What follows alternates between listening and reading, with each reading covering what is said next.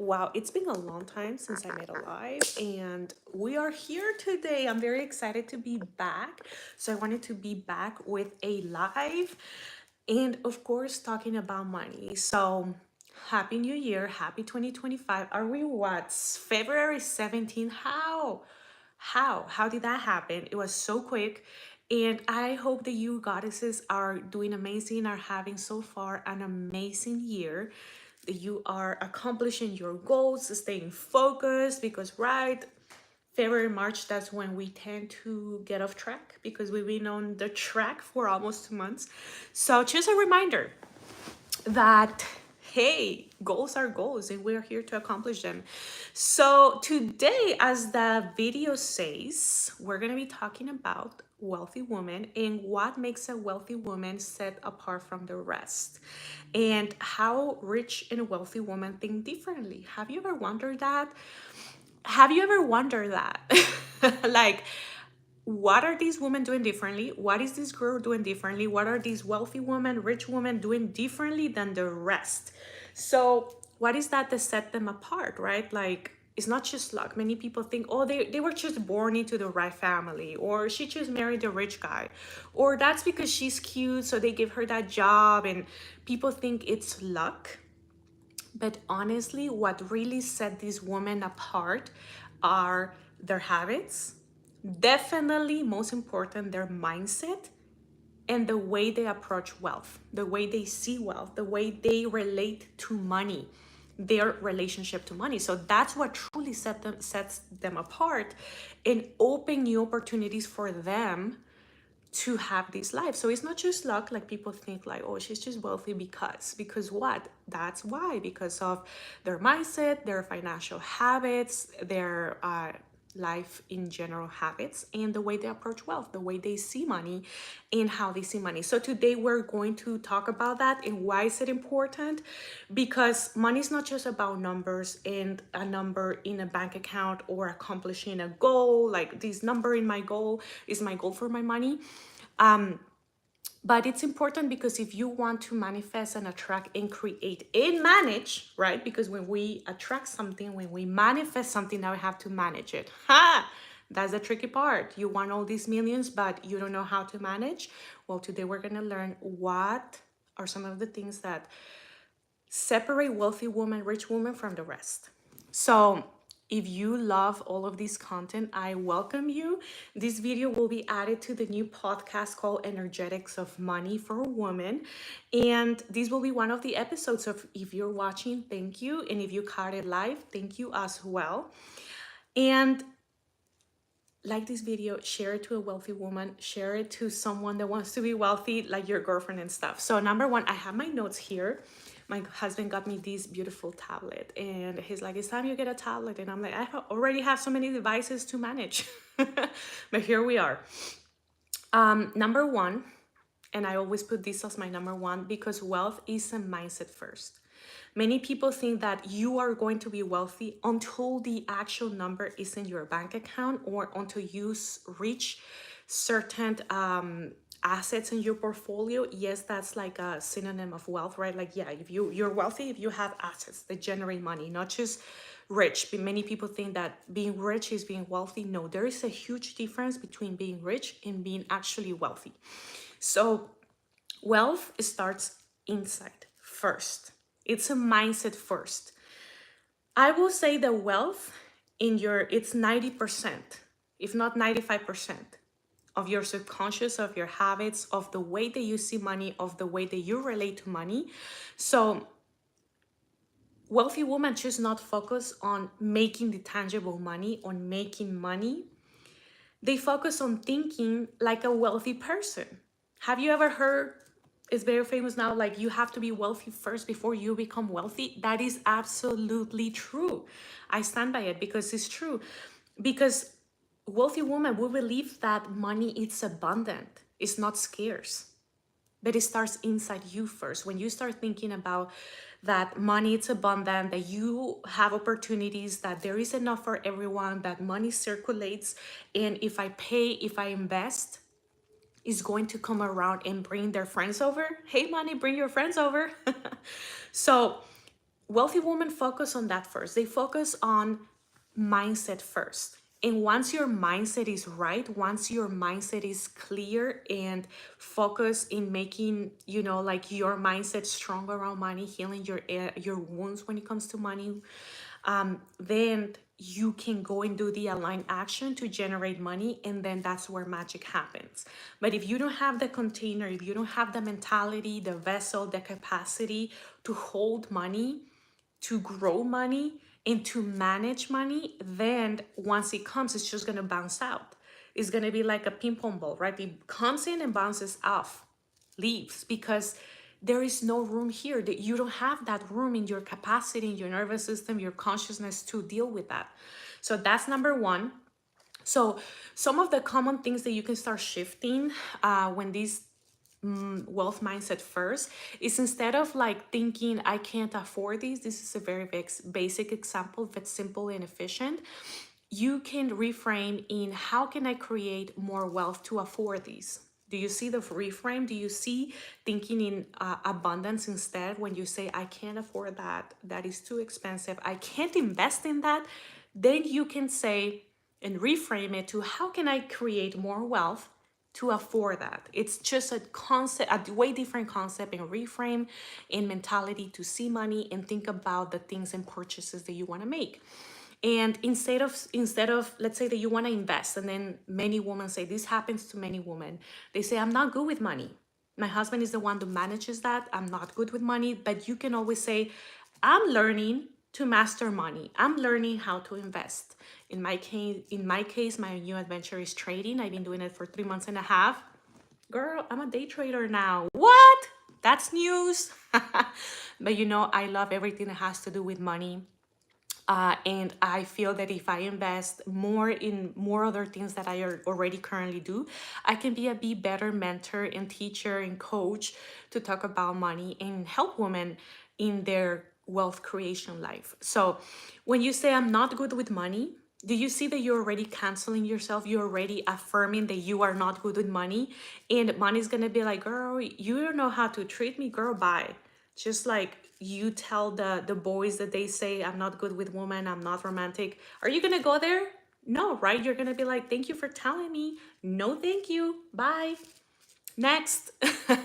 But if you tell money, if you tell God, if you tell yourself, I am learning to master money, I am learning and I'm willing to learn, I'm willing to change my money story, I'm learning to master money, I'm gonna learn, or I'm learning to master my budget, then that's a different conversation that you're having with yourself, that you're sending out there in the ethers. Number two, wealthy and rich women see money as a tool, not as a goal. Don't get it twisted over here, because many women just want the goal. Oh, I just want to be a millionaire. That's a goal based on money only. We need to see money and wealth as a tool. Yes, you want to be a millionaire, but why? Oh, because I want to quit my job. Why do you want to quit your job? Because I hate my boss, I don't like my coworkers. Why? Why do you really want to quit your job? For yourself? Forget about the boss, forget about the traffic, forget about those things. Why is the main goal that you want to quit your job? Why is that you want to create this wealth? Why is that you want to be a millionaire? Becoming a millionaire does come with responsibilities. It is not a limiting belief, because many people think like, oh, bigger the problem, bigger the devil, whatever. In fact, it's true, because now you're responsible of managing, or at least paying someone that manages it. But then you have to understand, right? You don't want to be the one that just hands everything off, and you don't take care of your stuff. But you have to ask yourself, why do I want to do these? Why do I want to become wealthy? Because otherwise you're just going to be working towards the goal of a certain amount in the video. Sorry, I'm looking over here. Then you're working only on the goal.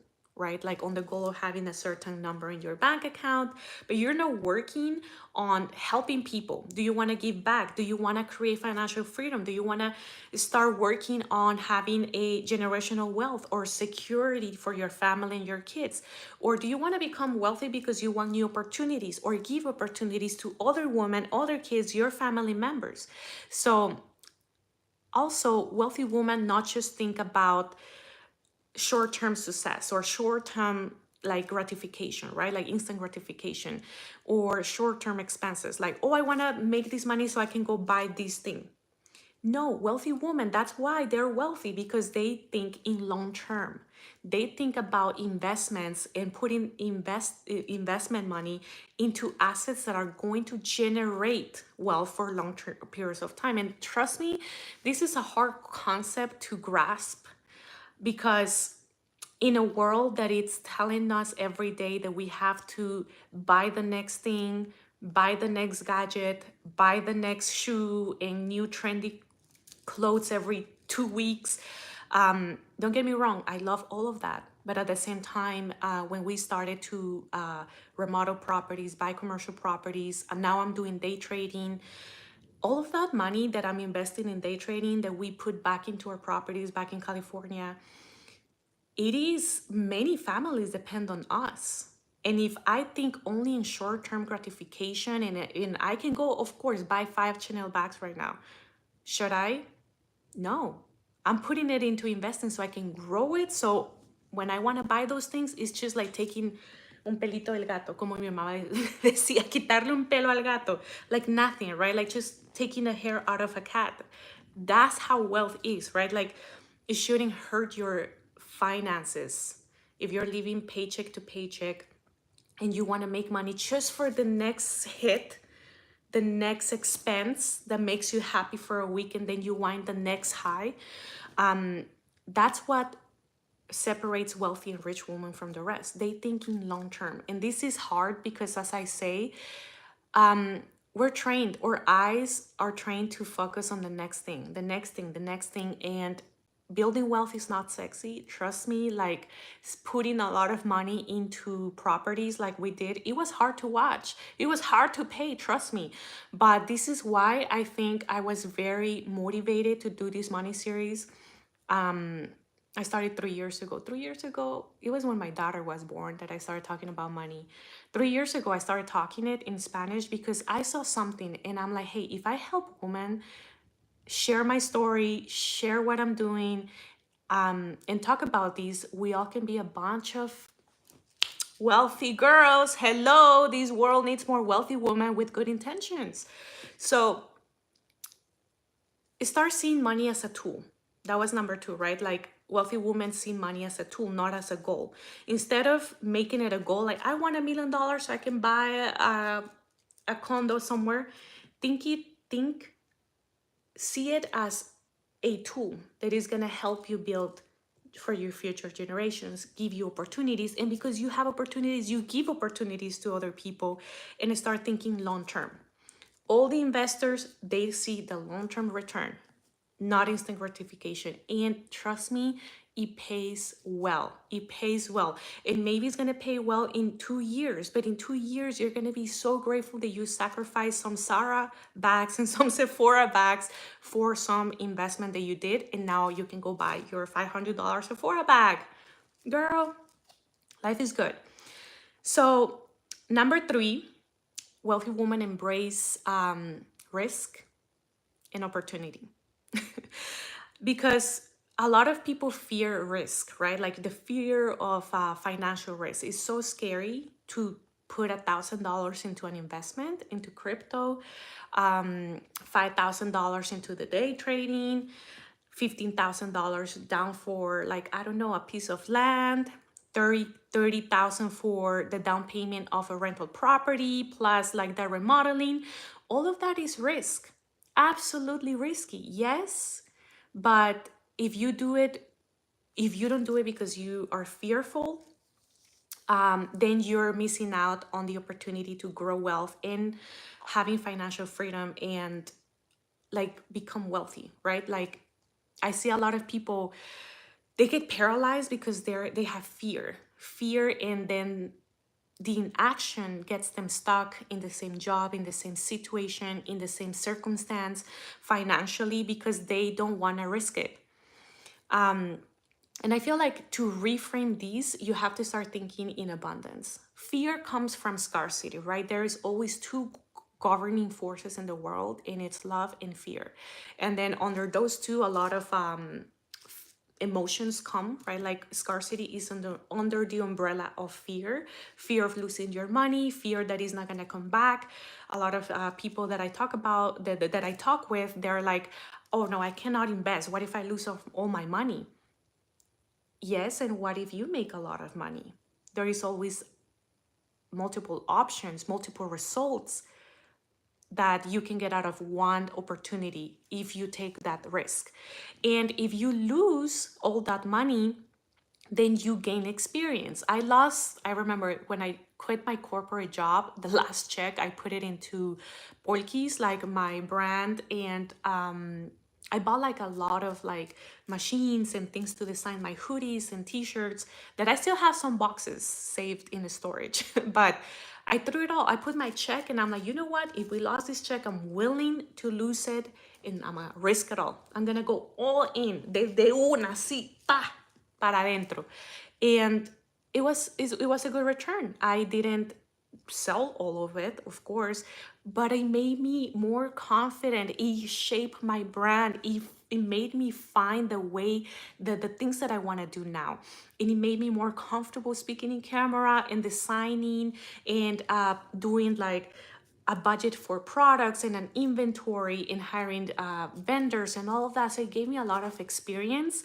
So you need to start seeing the opportunities and also learn to distinguish and have discernment into what is a good investment and a good opportunity, and do your research first and ask people that are doing those things first. Like if you want to invest in, I don't know, maybe in crypto or in stocks or in real estate, or if you want to buy an Airbnb, then you ask the people. Always take advice from people that are doing that, have accomplished that. Don't be asking advice to the broke people, because if you have fear, they have double the fear, so they're going to project the fear and dump it into you, and then now is to paralyze people.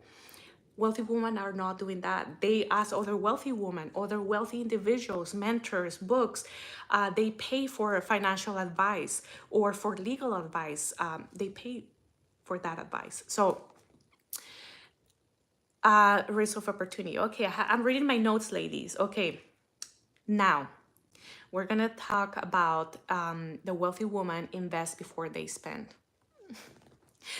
The law of investing at least 20 or 30% of your check. You can start with 10% or whatever income that you have. Pay yourself first. Women always pay themselves first. In our case, we always put the money that we make back into the investment. And now that I'm doing day trading, like whenever I get money for myself, I don't even want to buy more. I already have a lot of makeup, perfumes. I'm like, girl, let's use everything I have, because that's part of being wealthy too. You receive and you use everything that you have, even the bracelets. I'm using my cinema right now of the house that I haven't been here in 2 weeks. Use everything that you have. That way you can receive more. And while you're using everything, instead of spending more, you go and you pay yourself first. You always put back into investments. It can be, it's different for saving. You can save for an emergency fund or an abundant fund. I like to call it that instead of emergency, because sometimes we manifest emergencies from our saving account and then it goes into emergency. So like overflow account, right? Like, oh, let me put 10% into my overflow account and 10 or 20% into an investment. It can be many things. Now I feel nowadays there is multiple ways and forms that you can invest money. It's just, right, taking risks like we talk about and doing your research about it and see what is a good opportunity for you.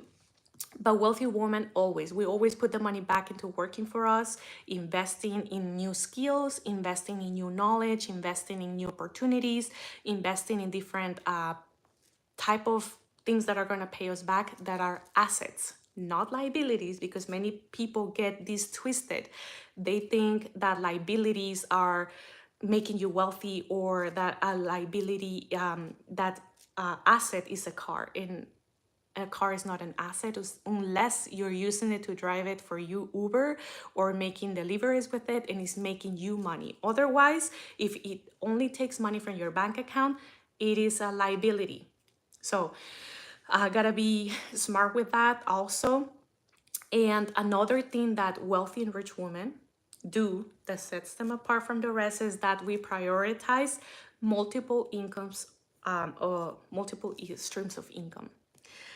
Oh my God, ladies, like, I don't know, but lately, if you have seen inflation in the last couple of years since the pandemic, things are getting pricey. And when I say pricey, with a capital P, like pricey. And the only thing that is not raising is people's income. Everything is getting more pricey, and it's 2025. And I feel that if you only have one source of income, let's be honest, you're probably struggling, and it's not your fault. It's just how the whole inflation, the whole thing is happening. So you have to, but it's your fault if you stay there and you accept that as your reality. Because we also see a lot of wealthy people just killing it and living of, like, free and with a lot of free time and wealthy, but that's because they have multiple streams of income.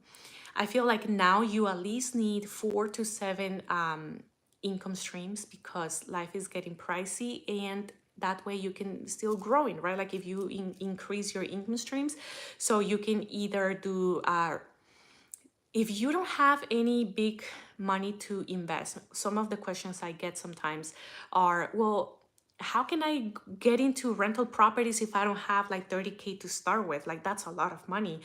I will say, like, you can start doing something with digital products. Many people don't want to buy inventory to sell like stuff, right? Like tangible stuff, because then your income is capped. But also when you do digital products on your brand, then you can start selling more and you don't have an inventory. You don't need to things that expire. You don't need storage to keep all the inventory, pay shipping, buy boxes to send stuff. So you gotta get creative. And if you wanna do something, maybe this is the time, this is the year to start creating some content, digital products, courses, ebooks, a podcast, maybe like an audiobook, maybe a YouTube channel, maybe things that you are really good at, and start selling those digital products. That's like an extra thing that you can invest and then get your money back, because while your digital products are working for you at night, then you can make some money extra, right? That will be a way that you can start with, definitely like 0 to low capital, because now with AI and a lot of tools that we have digital, you can make this pretty easy. Now, if you're a little more savage like me, maybe rental properties, like that's something that I love. Building wealth through rental properties is not sexy. A lot of people always say, oh, I don't want to deal with a toilet on the weekend. Well, I do, because that is paying me a lot of money. And when we refi those properties and they grow in value because of the city they're in, I'm like, girl, give me the damn toilet. I'll call my handyman and he'll take care of it. We have a great that we have back there. But why don't you want to deal with a rental property and some tenants? If you want the millions, but you don't want what comes with it, then maybe you're not there yet, right? Like, remember, the wealthy woman only prioritize mindset and how to manage wealth first, because once the wealth comes, then you're going to be prepared and equipped to deal with these things. So if you like more hands-on and you're good at managing and you want the experience of managing and dealing with the city permits and dealing with rents and dealing with tenants and making beautiful properties for the city and having some extra cash flow monthly, but you don't mind taking care of the property, there's also now a lot of like management companies that you pay 4 to 6% per month of the rent that you make, and then they will manage the property for you. They will find a handyman, they will take care of the tenant, renew the lease, do an amendment to the lease, or maybe interview the tenants for your property. So you can hire a management property and pay 6%. We have our own management company. Me and my husband do it. We don't mind doing all of that. We just love that. I was in construction. He's amazing at what he does. So we manage all of that. We already have a system that works. But if we want wealth, we also have to accept wealth as it comes, right? Like, just like when you accept a new boyfriend or a new husband, they have flaws, just like you have flaws. And if you don't want to deal with their flaws, then you don't deserve having their good times or the good qualities that this person has to offer. Same with money. Money is a tool, and it's amazing, and it's an energy, but it comes with a lot of triggers for you if you don't learn how to raise your consciousness about it or change your relationship with money. And same as wealth. So wealth is going to bring you a lot of opportunities and good time, but you have to take care of it. You have to grow it. You have to invest it. You have to learn where to put your money. And if you want properties, you have to deal with the toilets, and that's okay. So these are little flaws, but have big rewards. So other thing that you can do is stocks. As I mentioned before, I got into a day trading group, and I'm loving it. It's been 3 months and a half, and we do everything. I do crypto, long-term stocks like dividend stocks, day trading, currency exchange. Also, we trade some currency exchange, for example, the Canadian dollar against the US, and all of that thing. So I invested into also hiring or being part of this group to get mentorship so I can learn about the stock market and make educated financial decisions, where to put my money and how to do it. I've been having a blast. I love it. And this definitely has woken up a lot of the money blocks that I had, because I'm telling you, always you have to check what is your relationship with money and abundance every 6 months, every 3 months, because your relationship with money right now is not the same that 5 years ago. Maybe right now you have a high paying job, so your relationship with money is different because now you have felt the frequency of getting a paycheck every 2 months. But 5 years ago, maybe you were a college student or living with your parents, and you didn't have that expansion of managing a house or managing a family or an apartment. So every time you grow, new things are gonna come up, new triggers are gonna be woken up. So this whole day trading thing, because it moves so fast, it's not like rental properties. They move slow, and you see the money growing slow, and it's like a long-term thing. As for day trading, it's the money is moving so quick, so you have to have a regulated nervous system, have a good relationship with money, know that if it goes, it's gonna come back. And I've been having a blast. And that's why I decided to open this new podcast called The Energetics of Wealth and Money for Women. So this episode will be thrown in there. If you're watching it live, thank you. Okay, another one that we touch a little base in it, another concept that separates wealthy women, or another reason why wealthy women are just different. They're just cut from a different cloth, I swear. They value financial education. Girl, let me sip on that, because financial education, that's what's gonna set you apart. If you feel uncomfortable and triggered when someone starts talking about money, stocks, budgeting, percentages, properties, and you're just like, I don't even know what they're taking away from my check. I don't even know what's the difference between these percentages. So I don't know what's the difference between a checking account from a debit account from a broker account. Like, what? Rich women just don't earn money.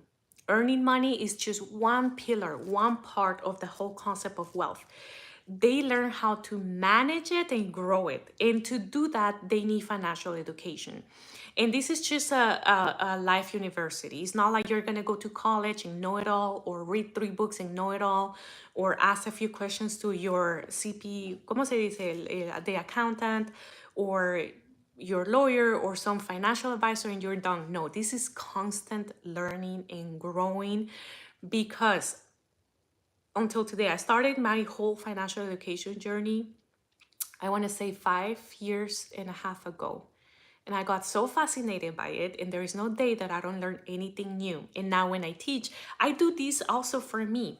apart because I love to talk and give back and teach something that I wish I knew before, but I also do it for me because I remember when I talk about these things, it's like a remembering of the things that I want to accomplish, that I want to do, the books that I read. So please go get yourself some books. There is going to be two type of books when it comes to money. One is going to be the inner game, which is your mentality, your relationship, is spiritual side of money, which I love to talk about. That's kind of like the feminine side. That is going to be your relationship with money, money traumas, money blockages, um, thinking in abundance instead of a scarcity, or everything that helps you from the inside. Those type of books about manifesting energies, get those. And then once you get those, you're gonna go and get the ones that are more technical, kind of like investing 101. Uh, there is a list of Robert Kiyosaki books. I think I have a video with the list of books that I recommend. I'm gonna look at it and link it below. But he has these like the cash flow quadrant book where it explains, it's like more technical books, and they explain a lot of the Federal Reserve, about rates, about the difference between being a business owner and an investor, in a like a person that just has a job, like books more boring, if I will say, like how to do a budget, how to day trade, how to buy stocks.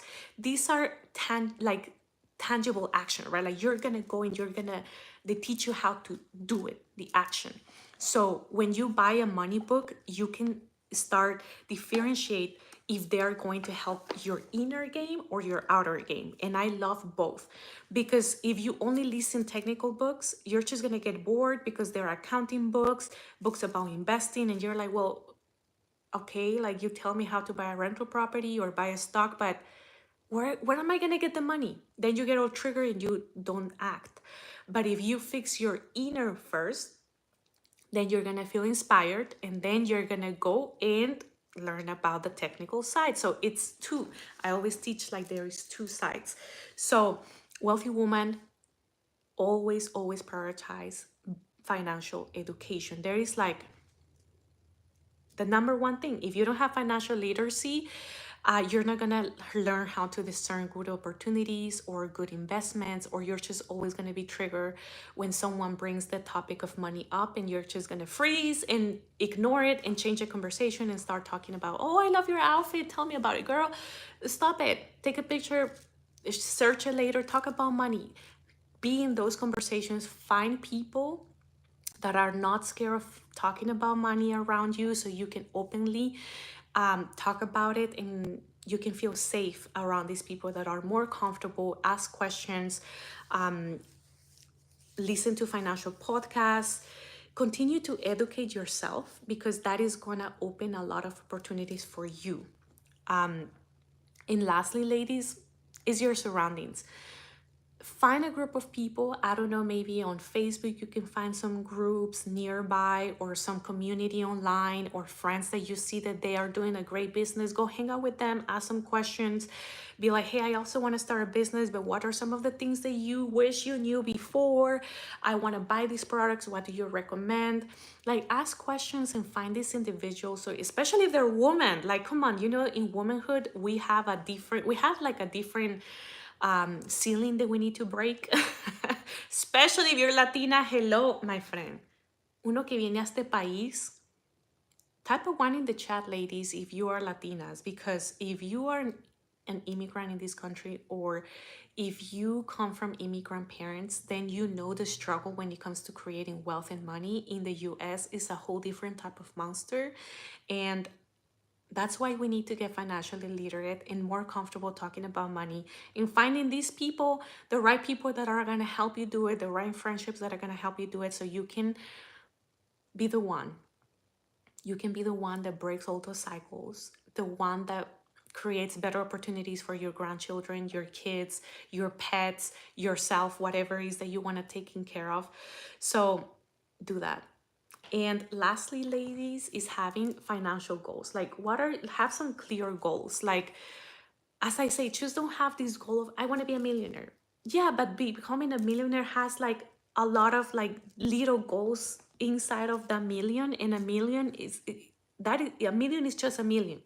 What are you going to do with a million? So having like financial goals, like having like a specific amount to save, or a specific amount to make, to invest, or maybe paying off some debt, or increasing your amount of investments or assets that you currently have, or maybe like this is the year where you start the business that you always wanted to do. So more specific goals of just saying like, hey, I want to become a millionaire.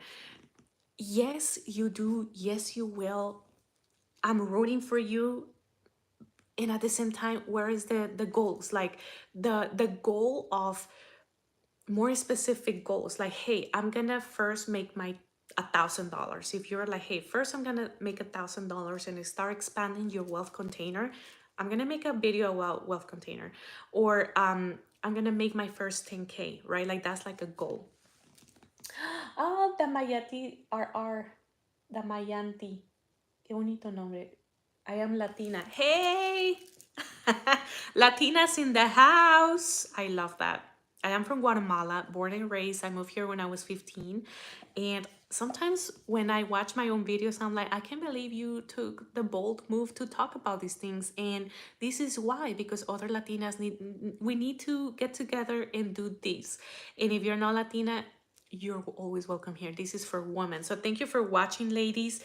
So this was all that I had to share with you, ladies, about what separates rich and wealthy women from the rest. Now you know some of the things, and of course there is more, but these are some of like kind of like the foundation things that separate those women. They act different, they think different, they do different things, and now you can see why. They're always prioritizing the long-term growth instead of just instant gratification and spending the money as that. So let me know if you have any questions, and please wait until maybe like 1 or 2 more days for me to post another episode in this new podcast called the energetics of wealth and money for women. I'm very excited. I have a lot of content to share with you, ladies, because now I've been trying different type of investments, reading a lot of books, practicing myself. So I love to teach for my embodiment, and once I try those things for a certain period of time, I have beef to share, o sea, para hacer tacos. I have content. So let me know if you like this type of video. I love you, and I hope that you have an amazing Monday. Adios.